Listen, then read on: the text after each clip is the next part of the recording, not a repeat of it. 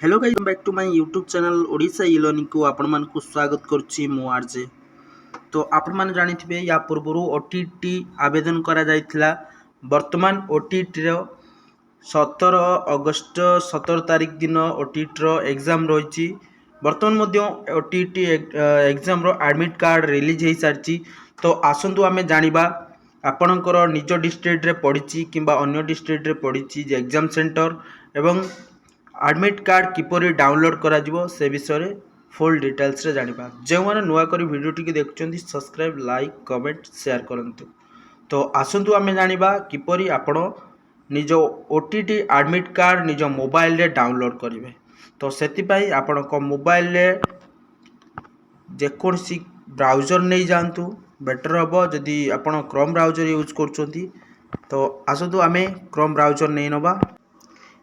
Chrome browser आपण open कला परे सर्च बॉक्स रे आपण सर्च कर दियंतु बीएससी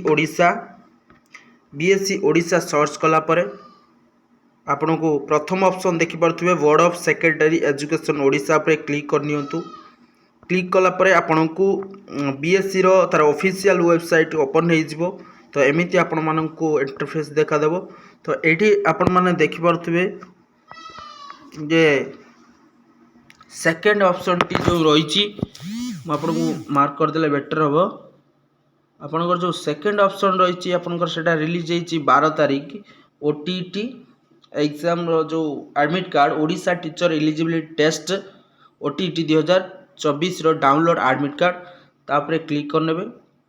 क्लिक कलापर आपण मानक लॉगिन करने आसीजो। ये आप रजिस्टर नंबर देकी करेंगे। रजिस्ट्रेशन जो आप ओटीटी आवेदन करते से गोटे एक्नोलेजमेंट फॉर्म मिल से फॉर्म ऊपर लिखाई रजिस्ट्रेशन नंबर। से रजिस्ट्रेशन नंबर आपण दे एडमिट कार्ड डाउनलोड करेंगे। मु गोटे रजिस्ट्रेशन नंबर दूसरी 718008। लॉगिन कलापर आपण मानक एमिति एडमिट कार्ड डाउनलोड हो। तो यह थिला संपूर्ण वीडियो। जदि आपण मानकु वीडियोटी भलो लागिला ताहले आपण माने यूट्यूब चैनल को सब्सक्राइब लाइक कमेंट एवं शेयर करंतु। जय जगन्नाथ, जय हिंद।